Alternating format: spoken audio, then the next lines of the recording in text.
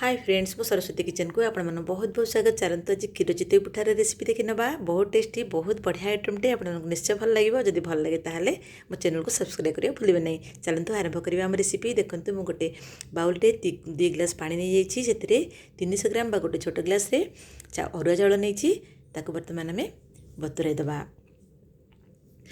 देखु मु चाउल को भल भाव सफा भी करदे आम गोटे बाउल बतरेले बतरा पूर्व तो भल भाव धोईदेवा। देखो से 2 टेबल स्पून देदेबा आम बिरी डाली पकाई द्वारा से बहुत सफ्ट हम। देखो आम भल भाव धोई देकी 3 ରୁ 4 घंटा खंडे बतुराई देवा।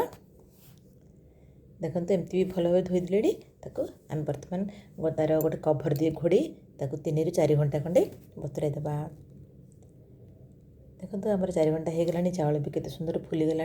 बर्तमान तक बाटिया रेडी करवा। देखो तक मुझे भल छाणी देछि गोटे ब्लेंडिंग जार रे सब पकाईदेवा। देखो से गोटे छोट नड़िया पूरा तक कोरी देछि। देखो गोटे छोट बाउल से मिसाईदेवा कारण नड़िया टी अधिक देवा द्वारा आम चितू आमर भल सफ्ट हम क्षीर भी भल सोक कर। देखु ये चाउल ही ठीक रहिबो। चलते एबे आमे से गोटे 3 ରୁ 4 ଚାମଚ बा हाफ कप देदेबा पानी तापर ताको भल भाव टिके तार गोटे भल बैटर प्रस्तुत करवा। देखु से भी रेडी हो गला चितौ पिठार आमर ताको देखीदेवा। देखु बहुत बढ़िया भाव भी आमर रेडी हो जाइए। तो भल भाव मिसाईदेवा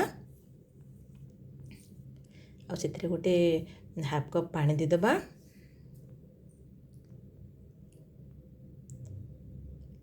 देखु आम ताको भल भाव मिसाई देले मिसाई गोटे 4-5 घंटा खंडे रखीदेवा जहाँद्वारा कि से भल भाव भी आम चितौ प्रस्तुत हो बहुत बढ़िया भाव स्पंजी भी हम। देखो गोटे 4-5 घंटा खंडे रखीदेवा। देखो एमती आमर पूरा 5 घंटा हो गला से बहुत फुली जाता मुझे भल भाव घाटी देती। देखो पुणी भल भाव घाटी देवा। देखो केते सफ्ट भी आमर जना पड़ी। देखो मत बहलिया भी टिके लगुच से अल्प पानी भी देदेबा। आम गोटे देदेबा आम हाफ टेबल स्पून लुण देदेबा तार टेस्ट पे।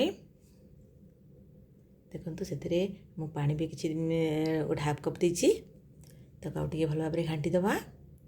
गोटे साइड करदेबा आम नेक्स्ट प्रोसेस को जीवा।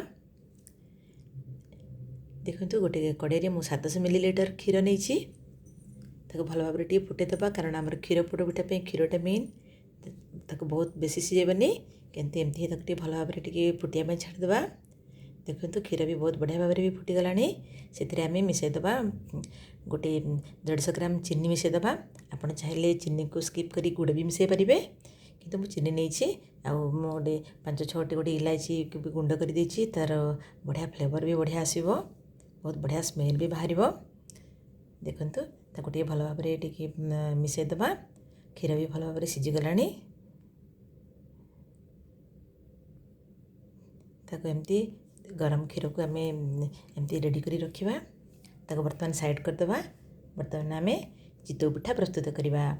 देखो गोटे मो कढ़ाई नहीं कढ़ाई भी हिट हो गला से किसी घी बा तेल लगेदेवा। तेल मुझे लगे देखो तेल दे दीजिए से भी गरम हो गला कि लो फ्लेम रखा।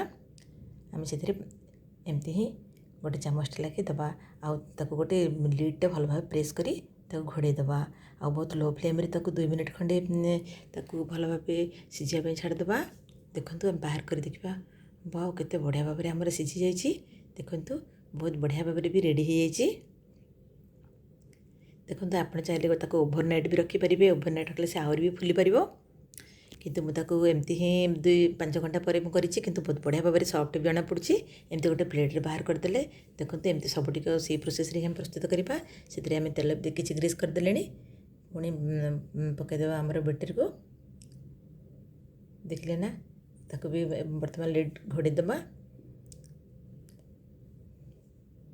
बहुत बढ़िया लगे आमको चितौ पिठा खावाई किंतु आज क्षीर चितौ पिठाटा बहुत बढ़िया लगे।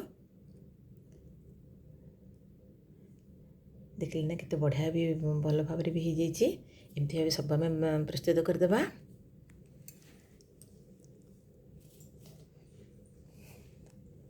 देखो तो बहुत टेस्टी बहुत बढ़िया आमर माने चितौ पिठा भी रेडी हो गला।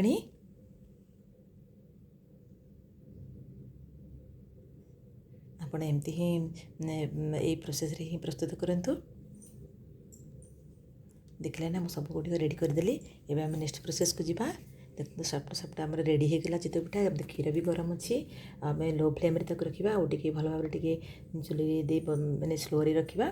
ଦେଖନ୍ତୁ ସେ ବି ଭଲ ଭାବରେ କ୍ଷୀର ମାନେ କୁକ୍ ହେଇଯାଇଛି। ସେଥିରେ ଆମେ ଗୋଟେ 7ରୁ 8 ପିସ୍ ଦେଇଦେବା କେଶର। ଏଇଟା କିନ୍ତୁ ଅପସନାଲ୍, କିନ୍ତୁ ଦେଲେ ତା'ର ଫ୍ଲେଭରଟା ବହୁତ ବଢ଼ିଆ ଆସେ। ମୋ ପାଖରେ ଥିଲା ମୁଁ ଦେଇଦେଲି। ଦେଖନ୍ତୁ ବର୍ତ୍ତମାନ ଆମେ ପିଠା ଗୁଡ଼ିକୁ ସେଥିରେ ମିଶାଇ ଦେବା।